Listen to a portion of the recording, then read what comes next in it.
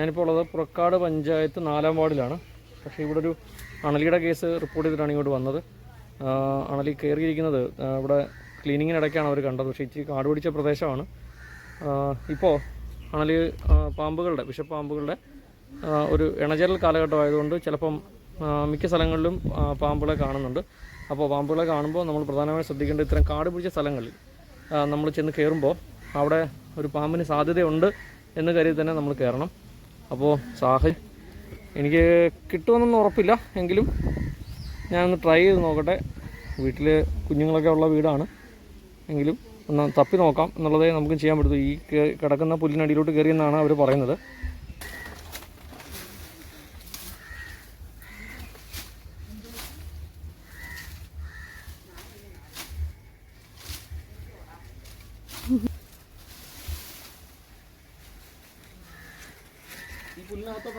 കയറിയത് അതെ അതെ, പുല്ലിനകത്തോട്ടാണ് കയറി.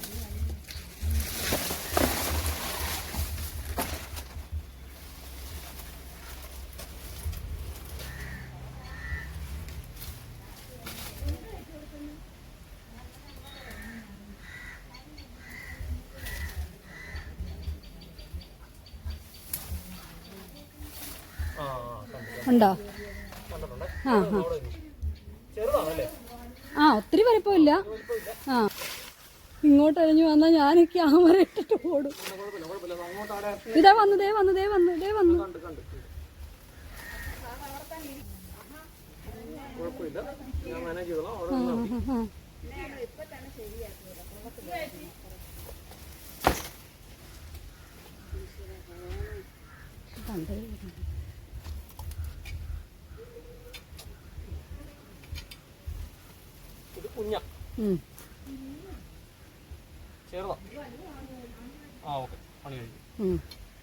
അത്രയും സമാധാനമായി എനിക്കിനി സ്വസ്ഥമായിട്ട് ഇരിക്കാം. അത്രേ ഉള്ളൂ.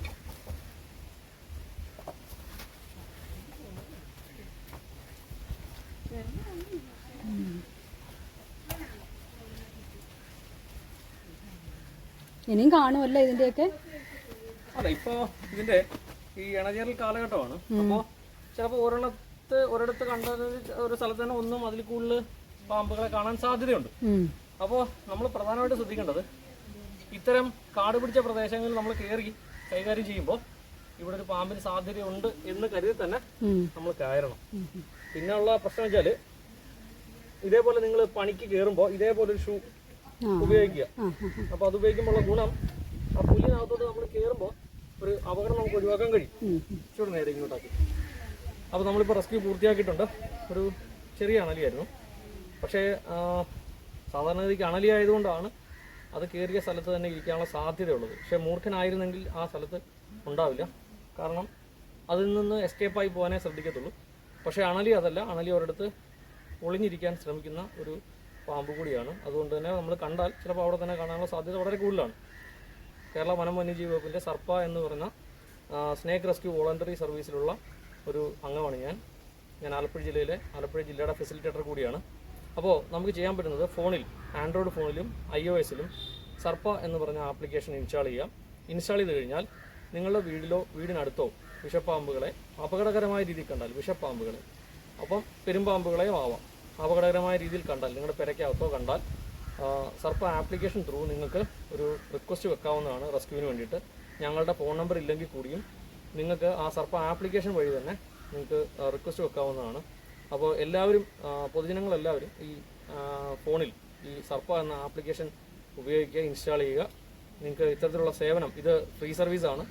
ഇത് കേരള വനം വന്യജീവി വകുപ്പിൻ്റെ നേതൃത്വത്തിലാണ്. അപ്പോൾ ഇത്തരം ആവശ്യങ്ങൾക്ക് സർപ്പ ആപ്ലിക്കേഷൻ നിങ്ങൾക്ക് ഉപയോഗിക്കാവുന്നതാണ്. നന്ദി.